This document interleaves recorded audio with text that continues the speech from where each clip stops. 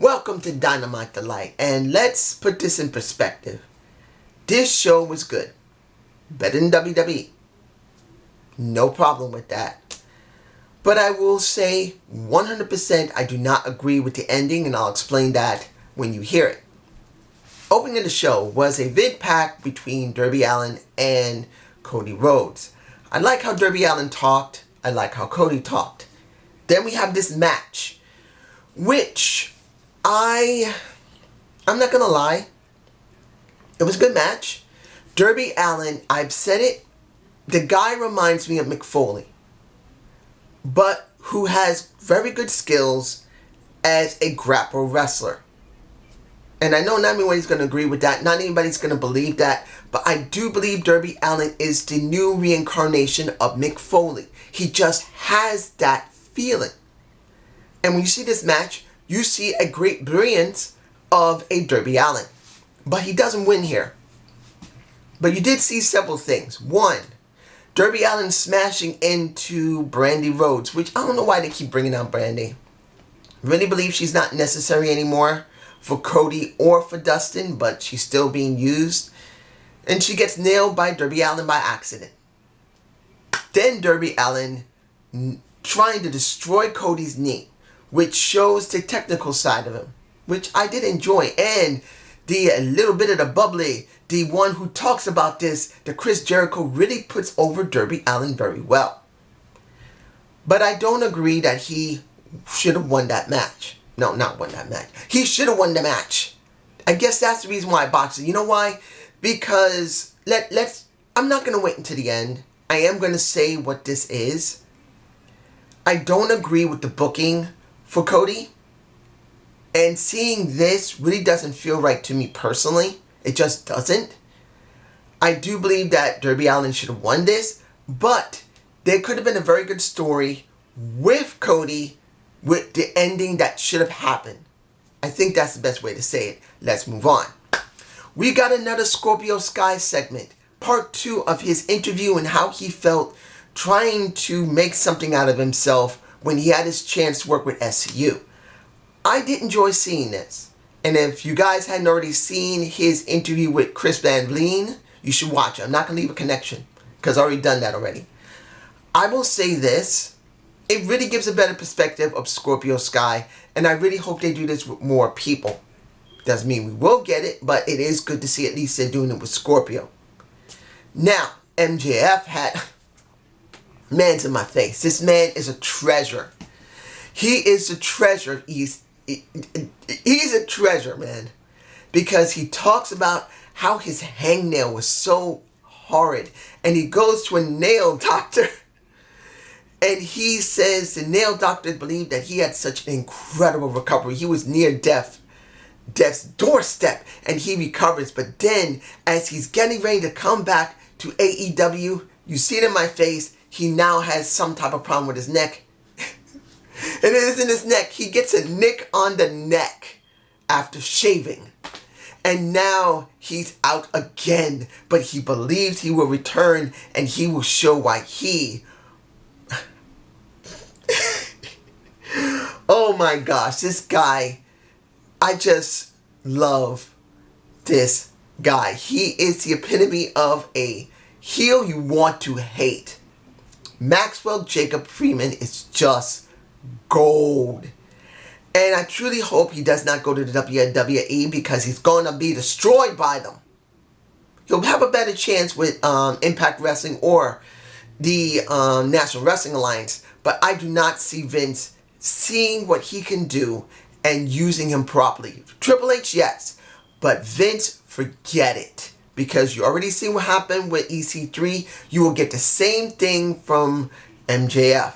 Now, Masta versus Warlock. Now, I want to admit, I had forgotten about mentioning Warlock in my last review. And it's kind of a good thing I didn't do that, even though I forgot. Because you wonder where they're going to go with him without MJF. So they're still building him up. He destroys Masa. I believe that's his name. He just destroys him. He looks great. But the question is, 1, will they let him talk eventually? 2, will they keep this up until MJF comes back? And 3, once the TNT title has been established, will he be going after it? Or is he going to be working in tag teams or go after the world title? That's a big question. You guys tell me below. And since I just spoke about the world title, we had our chance of the Moxley. He looked like he was with an old prison that had been painted. You know how they do a lot of tagging and graffiti. It was nice, actually. I haven't seen that good amount of graffiti in a while. But he talks about how great he is, how he cares about AEW, how he destroyed the Inner Circle, and how, because of the situation, which is good that he mentioned it, like I said in my Impact review, seeing that AEW in some form or fashion, no matter if it's small or big, is mentioning the pandemic. Because in WWE, they try not to. They did in the beginning, but now it's like, you're not supposed to talk about it. It's like the plague. Don't say it, don't be near it, don't be nothing. He makes it very clear who he is. And I'm fine with that. It's okay. And seeing that he's going to be coming back, and he will be doing something live next week, he's in my face. I don't know if they're really going live or if this is taped. They wouldn't mention it unless it's going to really be live. So seeing him be there live is going to be something interesting. How are they going to make this dynamic work? Because they are using the wrestlers as fans. You see them on my face as well. So they've been doing it way better than WWE and Impact Wrestling. I do not agree with Impact not having some people outside of the ring, but that is a question of what state they're in and can they have more than 20 or 30 people in one large area at a time. Like I said, it's going to depend on where they are. But since Vince has gotten an exemption to continue taping in Florida, he doesn't have an excuse not to have people outside of that ring and could have them lined up. He calls in for a lot of people. They come in. They could have done whatever they needed.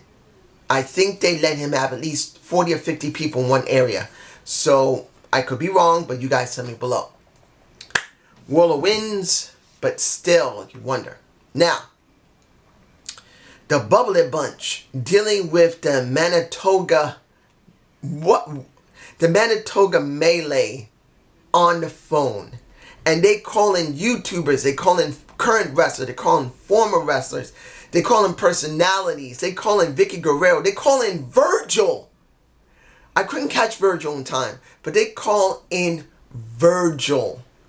That was just, even though they have people at home, they still manage to do something that's entertaining. WWE just doesn't have the mindset to understand this is Vince's fault. Vince doesn't understand. You got a lot of people at home. Let them do skits at home. You could have your writers come up with ideas and then let the wrestlers try to flesh it out and then let them just do it at home. No. Impact Wrestling, even though they're not generally doing that, at least they're addressing things with at least interviews. That is 10 times a better step up from WWE. And this is 50 times better for AEW over WWE. And about 10 times better than what's going on in Impact. That's just me. You guys tell me below. You now have Best Friends versus Havoc and Sabin. And you got Cassidy and Penelope Forbes. Well, she didn't really do much. I think the person did the most throughout the entire night was Britt Baker when she hit Cody in the face with her heel. There she is. And I will be talking about her in a minute. But really, was this interesting? Sort of. Because I don't know. Even seeing that Havoc threw a chair in freshly squeezed Orange Cassidy's face, I don't know. Maybe it has to be about Orange Cassidy. Because I think best friends as they are, they're not a bad tag team. They're pretty good. But the one who makes the most sense to really have the character development is Orange Cassidy. And probably the best person to be dealing with him is Havoc. That's just me, you guys tell me below. In the end, the faces win, but it didn't really feel as interesting until Orange Cassidy had to get involved. Spears versus a jobber called Baron Black. Now, I like Baron Black. He seems to have good ring work, good personality in the ring, even though it's very brief. And even though he got his ass whooped by a Shawn Spears, you wonder, is he on AEW Dark? Is he just enhancement from the area? And where they're going to go with Spears? They really need to do something with Spears. Of course, you can't have Blanchard there right now. Telling Kiss can't be there. He can't because of what's going on.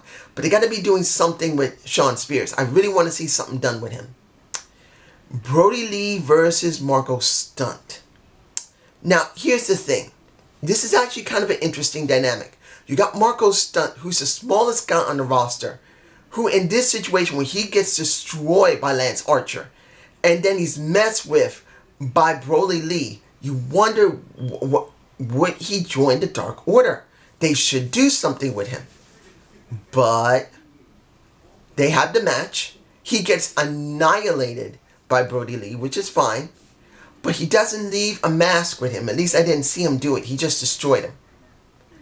I think he needs to do some video packages messing with Marco Stunt so he can be the weak link of Jurassic Express when it is kind of something that I wouldn't expect them to do, because I don't think they're going to do Marco Stunt turning on the Jurassic Express with Luchasaurus and with the wonderful Jungle Boy. But I do believe it would be an interesting dynamic that Marco Stunt do something entirely different.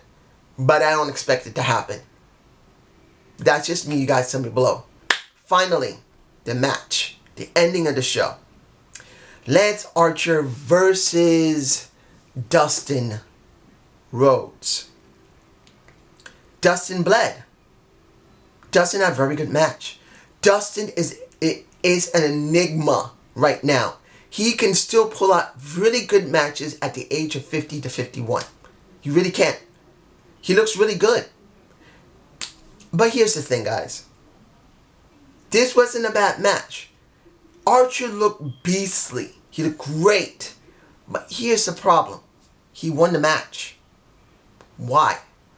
I still believe in, yes, I know not everyone's going to be interested in, it would have been better if Allen had won this and he would go up against Dustin. That would be the best case scenario. But the second best case scenario is Cody going up against Dustin. And like a Terry Funk, you could have had Dustin win. Let me paint you a picture. Let's say that there was, yes, Cody does win. And then when the last match of the night happens, Cody interferes because after you see what happened with Darby Allin, you see him a little bit heelish because he's desperate. Because in the beginning of the show, you see him, he knows he can never go after the title. That has been taken off the title. Has been taken off the table. The AEW title is a permanent thing. He can't change it unless someone change it for him. He just won't do it. So he needs the TNT title. He desires it. He's going crazy not having a title. And he shows some heel tendencies. Then you have this match where Warlock, well, not Warlock, but I guess this is the reason why I mixed Warlock with the Lance Archer. You could plug either one of these guys into this situation, and in the end, what could have happened? You have a triple threat at Double or Nothing for that title, and you could have Dustin win it. like a Terry Funk when it came to, I think, Bailey Legal, 96 or 95. I can't remember when it happened. But this would have been the best case scenario, and it would be a feel-good moment because nearing the end of his career, Dustin wins the new TNT title. He gives him an accolade that he normally wouldn't have. And I just don't agree with what they've done here, having Cody go up against Lance Archer. It's just way too predictable for me, and I'm not interested in it. Honestly, I'm not. You know why? Because it's too soon. You're supposed to build up Lance Archer as a beast. But why would you put him into the tournament? Why would you have him be the last person next to Cody? And why would you culminate it in the next pay-per-view? It should take at least 6 months to build this up and to make Jake Roberts' storytelling mean something. But it's being rushed. Because this is on the 23rd, it's supposed to happen. And I just don't agree with this. This feels rushed because of the pandemic. And I just don't agree with it. But this was still a good show. Britt Baker felt really good with Rebel. You see her in my face. I didn't forget Rebel. I didn't forget Britt Baker. It was great to see Britt Baker using her skill as a dentist to show how dominant, how special she is. And how she is the greatest woman in the roster. And then you got Rebel. And I don't know if she's going to go up against her. I believe she will. And it would be great if she does. And I want to see Rebel back in the ring. But that counts if she's still wrestling or not. This was a good show, but I just don't agree with the ending. But you guys tell me below. Have a good day. Have a good night. And I think I will be doing a review tomorrow or Friday. Watch for it. Peace.